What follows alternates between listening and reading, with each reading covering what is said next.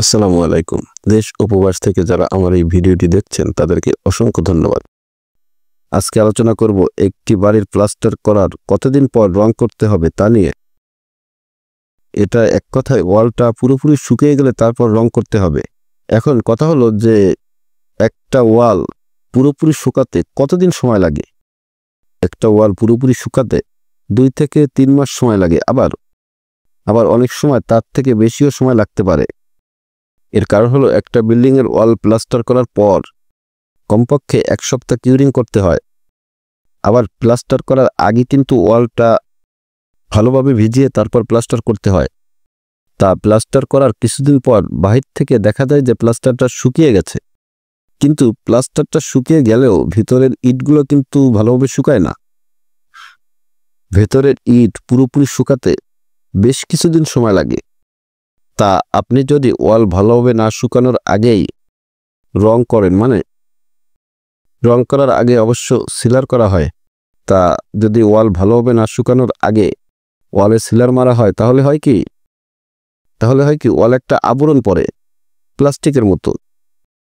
তা এতে করে হয় কি ওয়ালের ভেতরের পানিটা আর বাহিরে বের হতে পারে না এই সিলার করার কারণে, যার জন্য পরবর্তীতে হয় কি ওয়ালের প্লাস্টার তারপর রং দ্রুত নষ্ট হয়ে যায়। এজন্য ওয়াল পুরোপুরি না শুকালে আপনার রং করা উচিত নয়। এখন কথা হচ্ছে যে একটি ওয়াল পুরোপুরি শুকাতে ঠিক কতদিন সময় লাগে?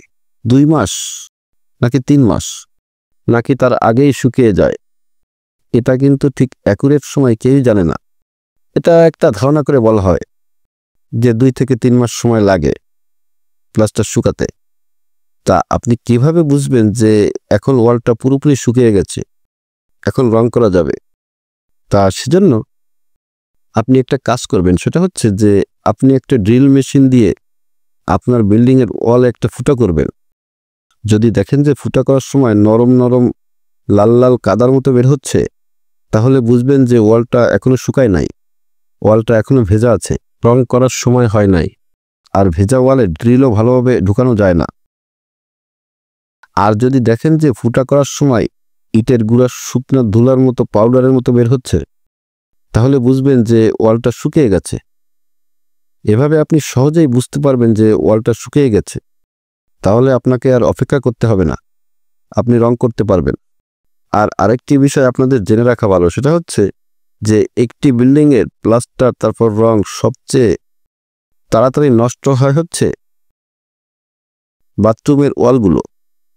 এই যে বাথরুমের এই সাইডের ওয়ালগুলো আগে নষ্ট হয়। আপনি যতই ওয়াল শুকিয়ে তারপর রং করেন না কেন, বিশেষ করে বাথরুমের এই সাইডের ওয়ালের প্লাস্টার তারপর রং তাড়াতাড়ি নষ্ট হয়ে যাবে। আপনি যতই টাইলস করেন না কেন এই সাইডের ওয়ালগুলো আগে নষ্ট হবেই। এর কারণ হলো বাথরুমের পানি সাইডের ওয়ালে প্রবেশ করবে ফ্লোরের মাধ্যমে, সেটা একটু সময় লাগলেও প্রবেশ করবেই। এজন্য আপনারা একটি কাজ করবেন, সেটা হচ্ছে যে আপনারা যখন লেয়ার দিয়ে বাথরুমের ওয়াল গাঁথবেন, তখন প্রথমে যে সোজা ওয়ালটা উঠবে সেই সোজা 2 থেকে 3 ইঞ্চি একটি ঢালাই দিয়ে তার উপর থেকে গাঁথনি করবেন। তাহলে প্লাস্টার তারপর রং আর নষ্ট হবে না। ভিডিওটি ভালো লাগলে লাইক করবেন, কমেন্ট করবেন, শেয়ার করবেন আর সাথে সাবস্ক্রাইব করে দেবেন। ধন্যবাদ। আসসালামু আলাইকুম।